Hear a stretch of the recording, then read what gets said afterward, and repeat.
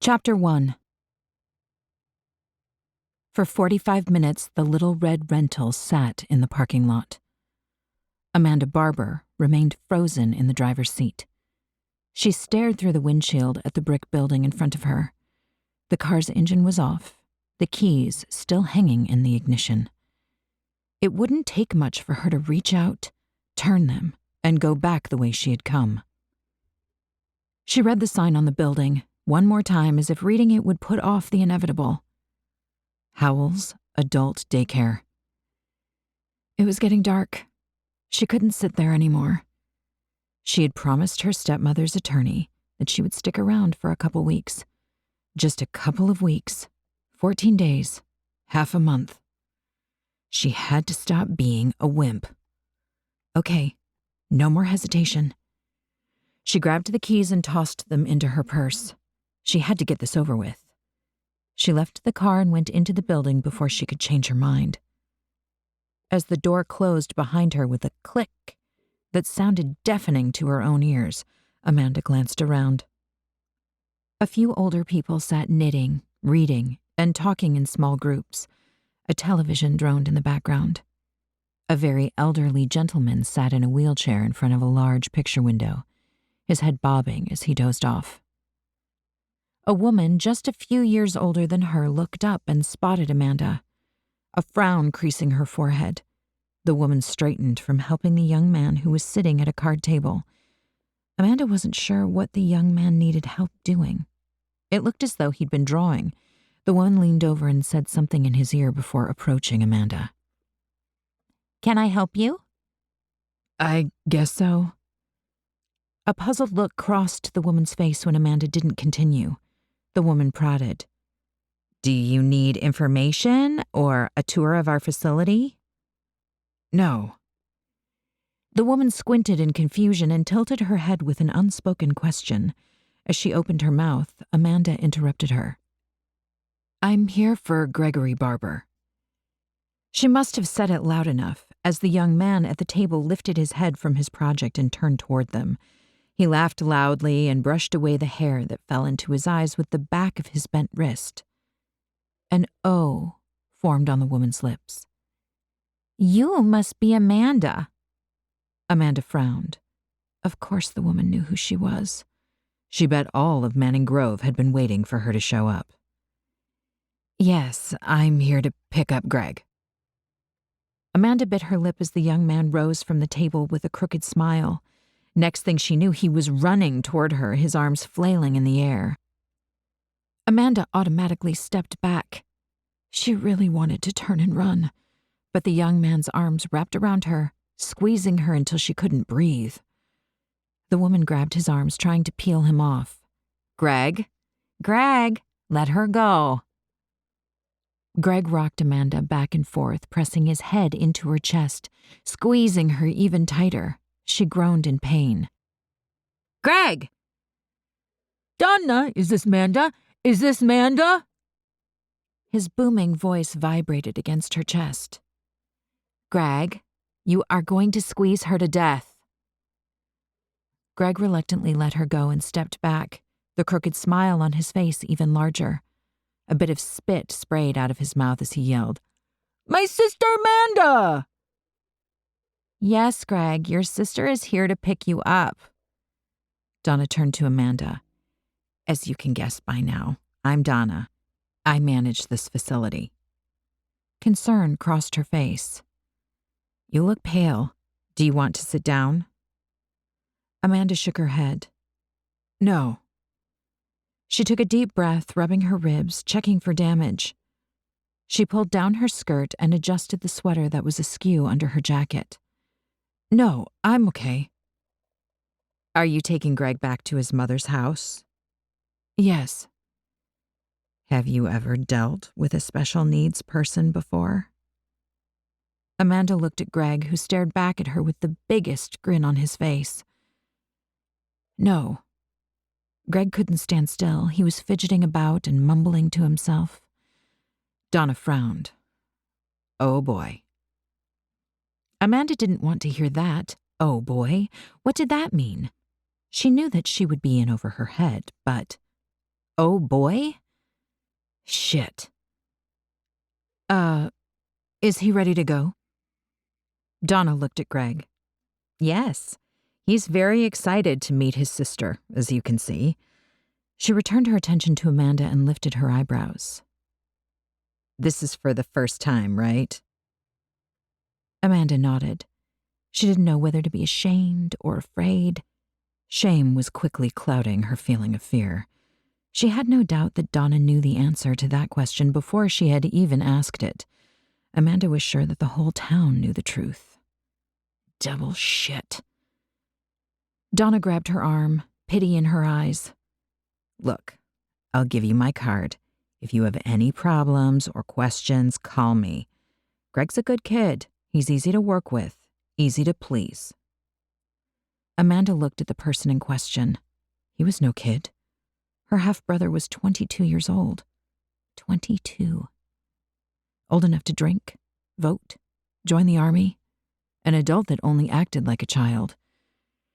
Thanks. I might take you up on that offer. Donna smiled for the first time. I'm sure you will. Here is a brochure on my facility and my card. Greg comes here 3 days a week. A bus will pick him up before 8 a.m. on Mondays, Wednesdays, and Fridays, except for holidays. A bus will drop him off after 6 p.m. Amanda's head was spinning. Okay. Greg, are you ready to go now? Yep, I'm ready to go. Greg hopped on one foot, then the other in his excitement. We's going now. He ran up to Amanda again and held out his twisted hand. Amanda reached out and grabbed it. His huge grin was irresistible. She gave him a weak smile back. Ready, Bud? Who's Bud? Amanda looked at her brother. He might be only a half-brother, but he was still blood. He was family. Amanda relaxed her stiff muscles a bit and gave his hand a squeeze. You are, Bud. You are going to be my new best bud. Oh, Donna, I'm Bud. I'm a bud. Greg started to pull her toward the door. Oh, wait, Miss Barber. Amanda's head turned toward Donna as she was being tugged out through the entranceway. Don't forget chaos. What? She grabbed the door jamb to keep Greg from dragging her out the door and bouncing her over the pavement in his enthusiasm. Chaos, she repeated as if that clarified everything. Donna went to the back door and held it open. A black and white border collie bounded through the door and circled them, barking just as out of control as Greg. Chaos. How appropriate. Keys jingled and hinges squeaked as Amanda opened the front door of her new home. New temporary home, she reminded herself. Due to the long flight followed by the boring, long drive to this in-the-middle-of-nowhere town, she was exhausted. She needed to get a good night's sleep so she could think clearly in the morning. She glanced at her watch. 7. Neither Greg nor she had had dinner yet, and here she was, thinking about going to bed, like an old maid. In Miami, the nightlife hadn't even begun yet. Chaos brushed past her. The dog probably needed to be fed too. Greg, do you know how to feed Chaos? When there was no answer, Amanda turned to look at him. He was still standing near the car. He had been suspiciously calm and quiet as they drove into the neighborhood and up to the house. The excited boy was gone. Greg? Is Mama in there? Even in the dark and him being so far away from her, the sadness and confusion was clearly recognizable on his face. But his question made the hairs on the back of her neck rise. No, Greg, your mama is gone. Come on, I need to make you some dinner. Mama makes good food. Amanda sighed. She didn't want to deal with this. He wasn't her responsibility. She had never met her brother before today. She knew he existed, but they'd lived in different worlds. Her world had never included her father, her stepmother, or her half-brother. Amanda's mother Anne had made sure of that. "Hey, Bud. I might not be the best cook. In fact, I'm probably one of the worst. But I can sure make a bowl of soup and a mean grilled cheese sandwich." His new nickname seemed to perk him up a bit. He reluctantly followed behind her into the house. Amanda ran her hand along the wall, since the house was pitch dark, looking for a light switch. Her fingers located one, and she flipped the lights on. The house was cute and small.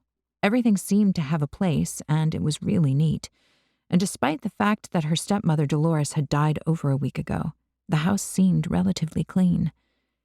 The living room to her right was comfortable looking with a big, soft couch and a few beautifully carved, old but heavy wood tables.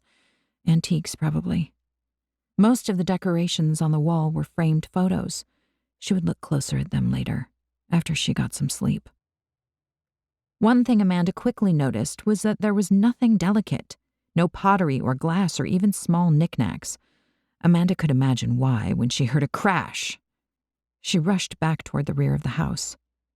The large kitchen was modern, with all updated stainless steel appliances and gorgeous granite countertops. A copper pot rack hung over an island, which was surrounded by dark wooden stools. And in the center of that beautiful kitchen was Greg, with a sheepish look on his face. "Sorry." He had dropped Chaos's metal bowl, but the dog didn't care. As fast as he could eat, the dog vacuumed up every last kibble wherever they had rolled. "It's okay, Bud. Now let's find something for you to eat." After a few minutes of searching cabinets, she put together a quick dinner for Greg, and as he ate, she explored the house some more. Even though the house was small, like she first thought, it was comfy. It was a 2-story with 3 bedrooms and 2 bathrooms. The kitchen had to be one of the biggest rooms in the house. The backyard was long and narrow, adequately fenced for the dog. The part Amanda loved the most was the sunroom that appeared to have been recently added to the deck in the back. Amanda returned to the kitchen to check on Greg. Maybe she shouldn't have left him for so long, or at least have given him a napkin. As she helped him wipe the tomato soup off his clothes, she quizzed him, trying to find out what he could do and not do. Around 10 p.m., after Greg watched, according to him, one of his favorite programs, she went up with him to his room. "I see you're a NASCAR fan, Greg." Love NASCAR, love racing. I'm gonna be a race car driver." "Let me guess. Tony Stewart is your favorite driver." Greg squealed excitedly. "How'd you know?" Amanda looked around the bedroom, which was full of the number 14 posters, model cars, and memorabilia. She pulled down the Stewart bedspread. How did she know? "Can you take it from here? Can you get ready for bed?" "Yep." "Okay. Night, Greg." "Amanda?" "Yes?" "Can I get a hug?" "You bet, Bud." His hug wasn't too bone-crushing this time. "Night, buddy. I'll see you in the morning." "Night, Amanda." Amanda headed back downstairs. She went directly to the white envelope that the lawyer had given her, where she had left it on the kitchen counter earlier. She grabbed it and went into the sunroom. She sank with a tired groan into the plush love seat and ripped it open. Chaos ran in and jumped up, curling next to her. Amanda smoothed a hand down his silky back. She unfolded the letter and began to read. "Dear Amanda, I know we've never met, and I regret that. Nothing can change that now. First thing I want you to know is that your father loved you, no matter what you thought. He made a good life for us, and for that I'm grateful. I loved him very much. I know that this must be a big shock for you, meeting your brother for the first time. Gregory is a good boy. I hope you'll see that for yourself. It's been tough for Greg after your father died from that heart attack 2 years ago, not to mention me. I know it's going to be even tougher for Greg after I go. Greg has no idea that I was diagnosed with breast cancer. I don't think he'd understand it anyway. If you're reading this, then Greg has lost both of his parents. I hope you find it in your heart to help him and love him. I know he's only your half-brother, but he's still your brother. You're all he has. Please look deep within yourself to open your heart to him. It's not an easy job. Gregory can take care of himself somewhat, but he needs a lot of guidance. I was trying to get him to be more independent, but he will never be able to live on his own. He really needs you. I don't want him to end up in a home, alone. The house is yours now, along with a trust that your father and I had set up in which you will receive monthly income to help take care of Gregory. It should be enough that if you stay in Manning Grove, you should be able to not work and be there for Greg when he needs you. If you take him back to Miami, I hope you won't. It probably won't last long at all. This is a great town and the people are friendly, and they know Gregory. I know this might not convince you, but I don't think Gregory would be happy in a big city. I'm babbling now. Amanda read through a grocery list of what tasks Greg could do on his own and what he needed help with. Amanda crushed the letter in her hand and threw it across the room. It bounced off a lamp and landed in the middle of the floor. Chaos leapt off the chair and received the ball before ceremoniously dropping it back in her lap. She glared at him and the crumpled, damp letter, trying not to scream, struggling not to cry. She didn't want to do this. She couldn't do this. This woman had no right to ask her. She never asked for a brother, never cared that she was an only child. Her mother had spoiled her, not because she loved Amanda, but because she wanted to control her and, when necessary, keep Amanda out of her hair. Chaos nudged her hand, waiting for her to throw the ball again. Staring at the black and white dog, she realized that she was expected to be responsible. Her, Amanda Barber, who had never even owned a pet, not even a hamster. Now she was actually responsible for another human being. It was too much. She'd let Greg down. Her head dropped into her hands and she lost it. Sobs racked her body until her stomach ached, her nose was stuffy and swollen, and her eyes puffy. She sniffled loudly. Chaos sat at her feet, ears perked, and tilted his head up at her with a silent inquiry. She was scared and alone. Not even her mother could or would help. The thought strengthened her. She didn't need her mother. Her mother was angry with her. She had said that Amanda would never be able to do it, that she was incapable. Amanda would show her. She would be better than her mother. Greg was her blood, her family. She would be caring, warm, and loving. At least she could try. Chaos, tired of waiting, jumped back up beside her. Amanda's hands stroked his head. She was determined to prove her mother wrong.